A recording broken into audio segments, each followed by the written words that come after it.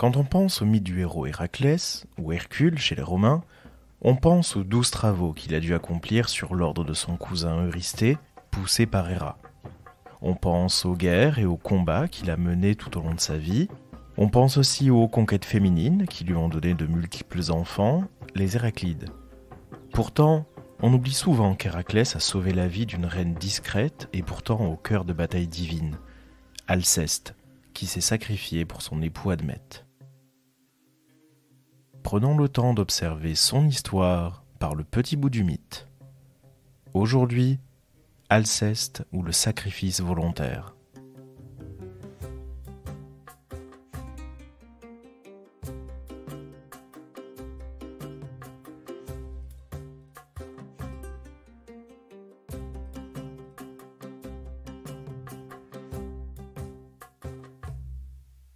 C'est à Iolcos que nous allons démarrer notre histoire.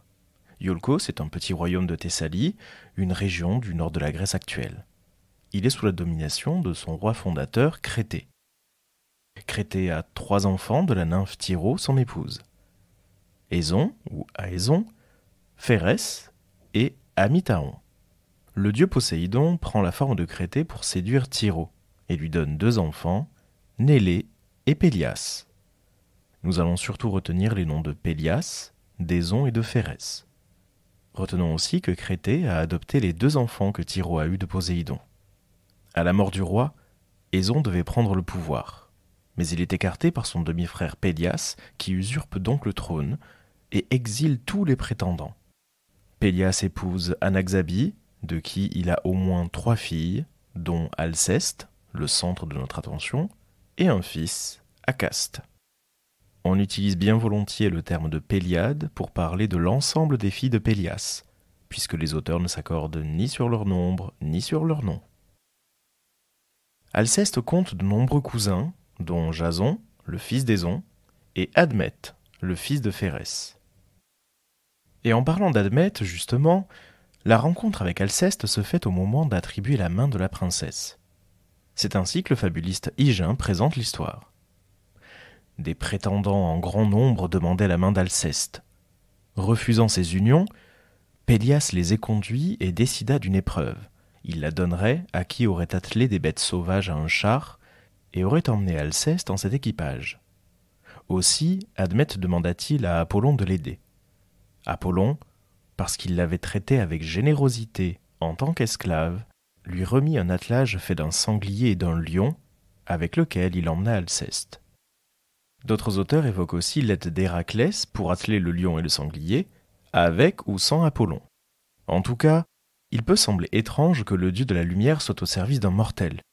Cette mention d'esclave dans le texte d'Hygin s'explique aussi par le mythe. Apollon était le père d'Asclépios, ou Esculape pour les Romains. Ce personnage était le médecin par excellence. Il avait appris la médecine auprès du centaure Chiron, qui avait décelé chez l'enfant les aptitudes de son père autour de la guérison. Asclépios aurait donc, au fil du temps, réussi à guérir les maladies des hommes, déplaisant ainsi à Hadès, mais il aurait surtout ressuscité des morts, ce qui a rendu Zeus furieux. Voici ce qu'en dit le mythographe Apollodore. Mais Zeus, craignant que les hommes n'apprennent d'Asclépios l'art de guérir et ne puissent se soigner entre eux, le foudroya. De fureur, Apollon tue les Cyclopes, qui avaient forgé la foudre pour Zeus. Zeus fut sur le point de le jeter dans le Tartare, mais, cédant aux prières de Leto, il lui imposa de rester pendant 1 année au service d'un homme. Apollon alla à Phère, chez Admète, fils de Phérès, et se mit à son service comme gardien des troupeaux. Il fit faire à toutes ses vaches 2 veaux à chaque portée. D'autres versions avancent qu'Apollon a plutôt tué les fils des Cyclopes que les Cyclopes eux-mêmes. De son côté, le poète Tibulle ironise en cherchant une explication plus profonde au choix d'Apollon et à l'amitié qu'il porte à Admète. Sans doute, c'est amour qui te fait rester dans une humble chaumière. Tant heureux où servir ouvertement Vénus ne faisait pas rougir, dit-on, les dieux immortels. L'amitié entre Apollon et Admète est le nerf de l'histoire autour d'Alceste. Apollon intervient à plusieurs reprises dans la vie du mortel. Les questions soulevées par Tibulle ne sont donc pas sans raison. Il est en effet bien rare qu'un immortel se mêle autant des affaires d'un seul personnage. Revenons à Admète et Alceste, et à ce qu'en dit Apollodore. Lors du sacrifice des noces, Admète oublia de sacrifier à Artémis. Aussi, quand il ouvrit la chambre nuptiale, la trouva-t-on pleine d'un grouillement de serpents. Apollon lui dit d'apaiser la déesse. Il demanda au destiné qu'Admète, au moment de mourir, soit exempté du trépas si quelqu'un faisait le choix de mourir à sa place. Et d'ailleurs, dans la pièce Alceste d'Euripide, Apollon rappelle son action face aux moires dès le prologue. C'est injuste que, juste moi-même, j'avais trouvé dans le fils de Phérès. Je le sauvais de la mort en leurrant les parcs, et elles m'accordèrent, ces déesses, qu'Admète échappa au trépas immédiat s'il livrait en échange notre mort à ceux d'en bas. Mais laissons pour l'instant Admète et Apollon de côté pour revenir à Alceste, après ses fiançailles avec Admète. Nous avons rappelé que Jason était de la famille d'Alceste. Il en est le cousin. Il a été envoyé chercher la toison d'or par le roi Pélias pour une histoire de sandales perdues, de prophétie et d'usurpation du trône. Nous aurons l'occasion de jeter un œil à l'histoire de Pélias dans un autre épisode. Quoi qu'il en soit, Jason revient victorieux de sa quête avec la magicienne Médée. Celle-ci a ourdi un plan contre Pélias, qui a fait assassiner les parents de Jason pour éviter de perdre lui-même le trône.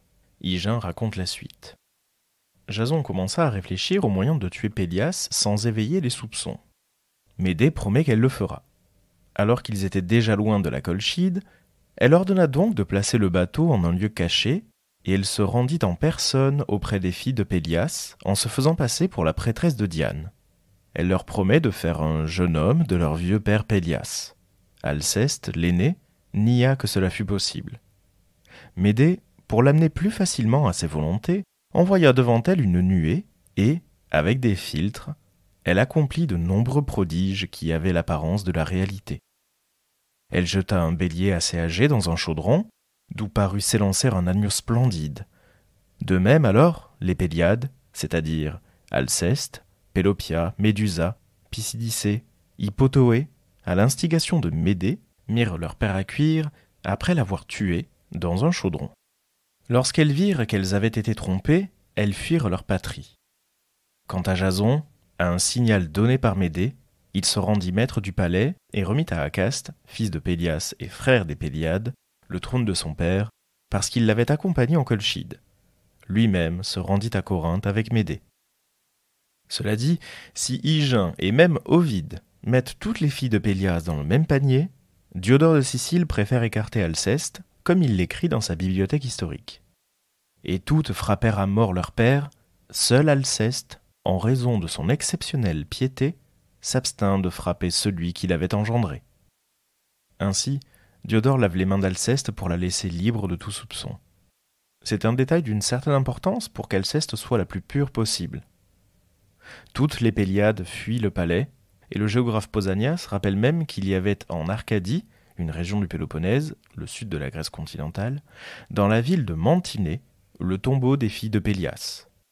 Diodore choisit cependant de laisser à Jason le soin de, dit-il, prendre soin des filles du roi, et il tint finalement entièrement sa promesse, puisqu'il les maria toutes, après quelque temps, à des hommes très illustres. Cette mention oublie par la même occasion l'épisode des fiançailles que nous avons raconté tout à l'heure. Considérons dès lors qu'Alceste a bien fui chez Admète, et déplaçons désormais notre regard vers Phère, le royaume d'Admète. Nous n'avons que peu de détails sur la vie d'Alceste à Phère. L'épisode qui nous est parvenu reste le jour annoncé de la mort d'Admète, et donc le sacrifice volontaire d'une autre personne. Le dieu Apollon subit des critiques de toutes parts pour avoir aidé Admète à vivre plus longtemps. Dans l'Alceste d'Euripide, que nous citerons abondamment à présent, le dieu de la mort Thanatos est surpris de croiser Apollon au début de la pièce. « Que fais-tu, toi, près du palais ? Qu'as-tu à rôder ici, Phoebos ? Contre toute justice te voilà encore essayant de confisquer et d'abolir les privilèges des infernaux ? Ne te suffit-il pas d'avoir empêché le trépas d'Admète et les parcs de les avoir joués par tes artifices ? Et maintenant encore, la main armée d'un arc, tu fais bonne garde sur cette femme qui s'est engagée, délivrant son époux à mourir à sa place, la fille de Pélias. Et il en va de même dans une autre pièce, lorsque les Érini, par la voix de leur coryphée, dénoncent les actions du dieu une génération plus tard, dans les Euménides du tragédien Échille. C'est ainsi que tu en as agi déjà dans le palais de Phérès. Tu persuadas les parques de rendre immortels les humains. C'est toi qui déchiras l'antique partage et usas du vin pour tromper d'antiques déesses.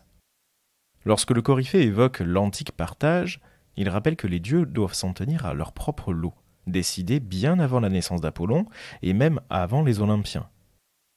La tragédie d'Alceste peut désormais se jouer. Si l'on parle de tragédie, la pièce d'Euripide n'en est pourtant pas une à proprement parler. Les spécialistes ont longuement questionné la nature de cette pièce, parlant plutôt de drame pro-satirique, comme s'il s'agissait d'un drame satirique, ce genre théâtral qui accompagnait les trilogies de tragédie et permettait aux spectateurs de quitter le théâtre le cœur moins lourd. Une servante raconte les événements qui se déroulent au palais, le ton grave, puisqu'Alceste a déjà accepté de mourir à la place d'Admète.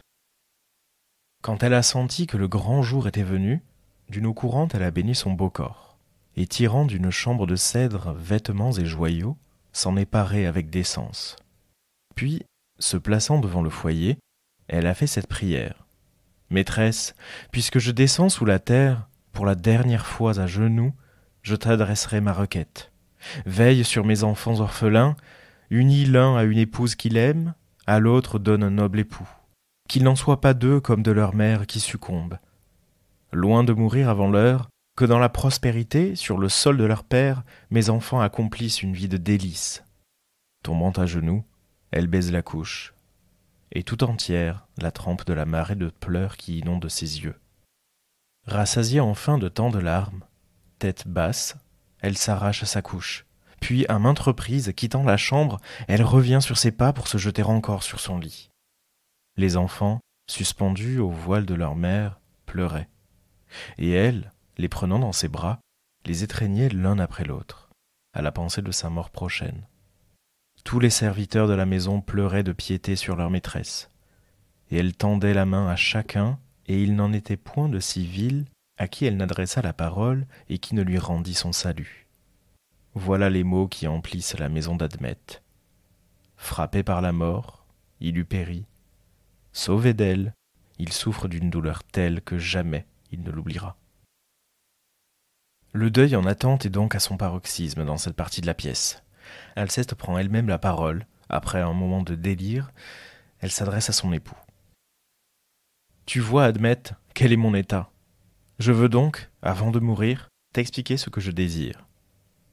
C'est pour te faire honneur qu'au prix de ma vie, je t'ai mis en état de voir la lumière. Je meurs quand je pouvais ne pas mourir pour toi.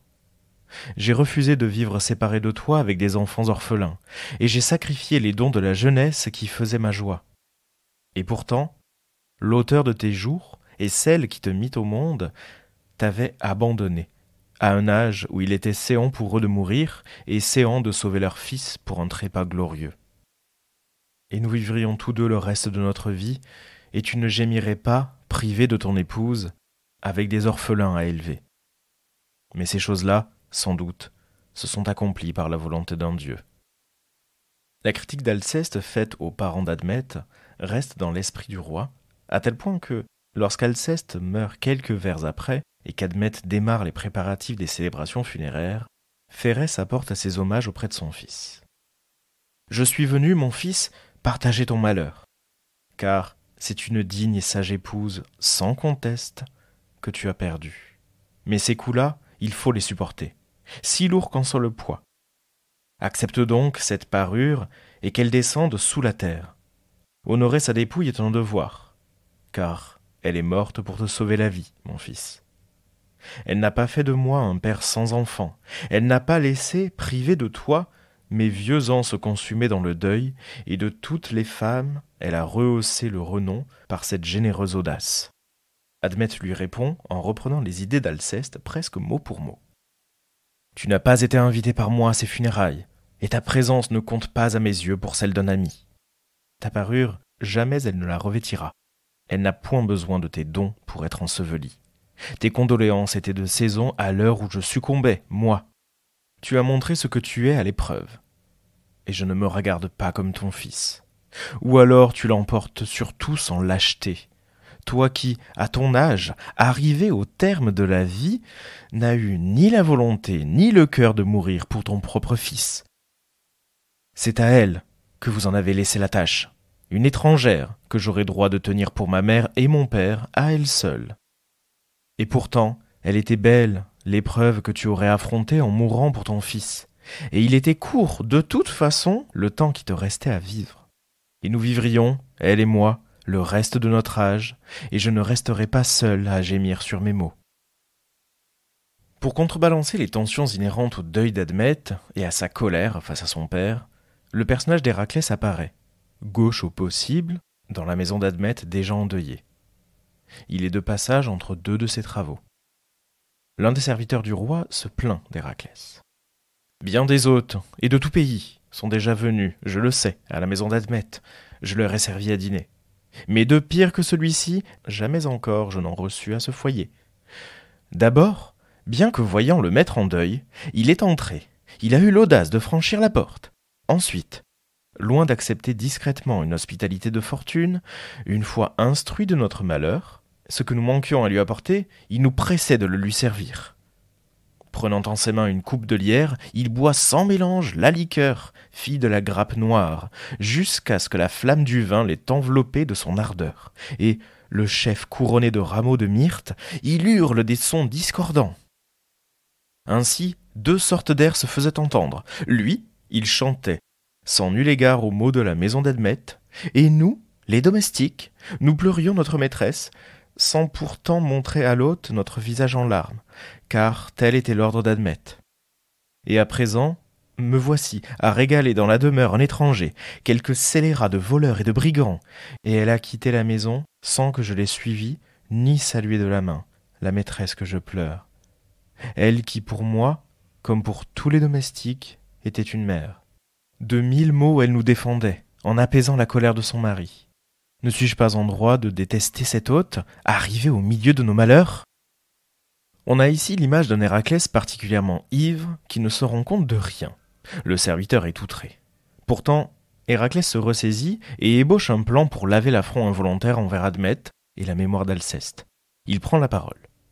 « J'ai à sauver celle qui vient de mourir et à ramener sous ce toit Alceste pour obliger Admet. J'irai guetter le seigneur noir vêtu des morts, le trépas, et le trouverai, je pense, en train de boire, près de la tombe, au sang des victimes.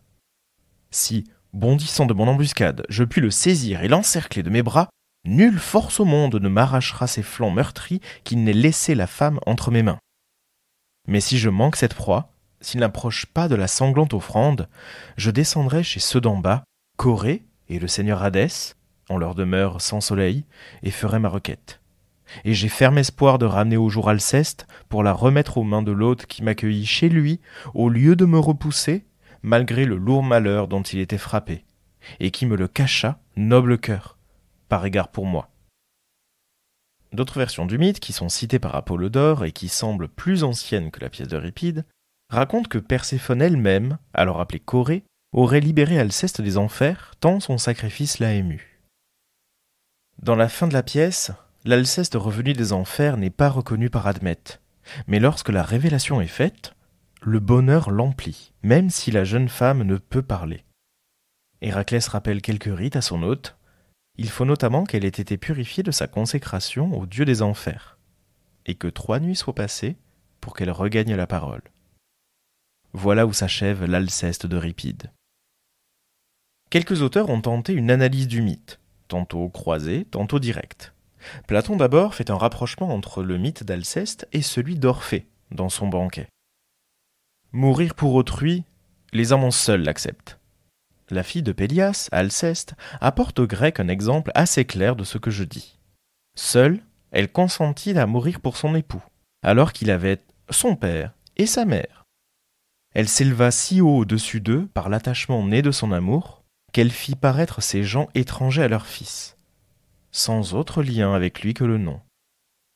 Ayant agi de la sorte, son acte parut si beau, non seulement aux hommes, mais encore aux dieux, qu'entre tant de héros, auteurs de tant de belles actions, quand il en est fort peu dans les dieux, par privilège, est rappelée l'âme du fond de l'Hadès.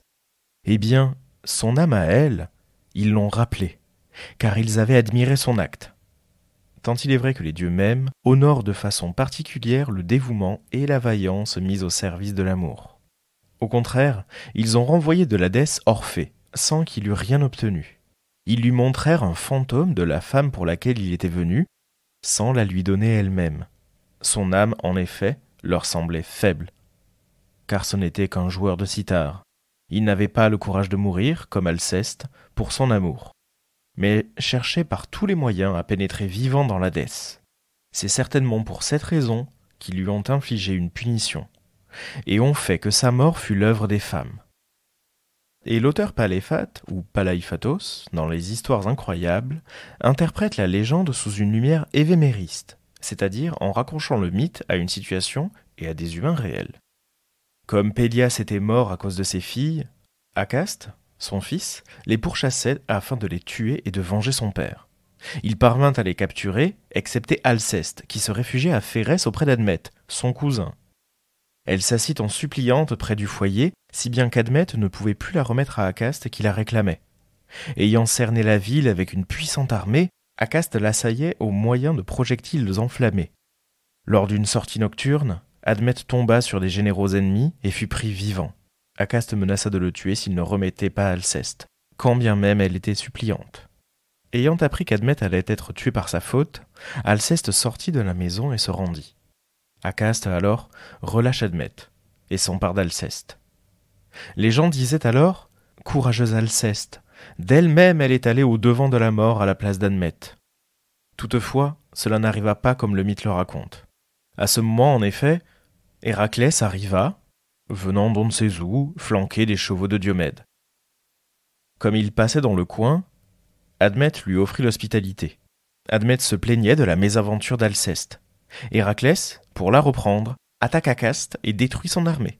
Il laisse le butin à ses soldats, mais rend Alceste à Admète. On disait donc qu'Héraclès, arrivé là par hasard, avait arraché Alceste à la mort. Le mythe s'est formé à partir de ces événements. C'est ainsi que s'achève notre parcours dans l'histoire d'Alceste, qui nous a permis d'entrevoir certains pans de l'histoire d'Héraclès et de l'histoire de Médée. Nous n'en savons pas plus sur la fin de vie d'Alceste et d'Admète. Ce qui est certain, c'est que leur fils, Eumélos, prend la succession de son père et qu'il est un prétendant d'Hélène, qu'il épouse la sœur de Pénélope, Iphtimée, et qu'il participe à la guerre de Troie jusqu'à être présent à l'intérieur du cheval de bois. Merci d'avoir écouté cet épisode du podcast par le petit bout du mythe.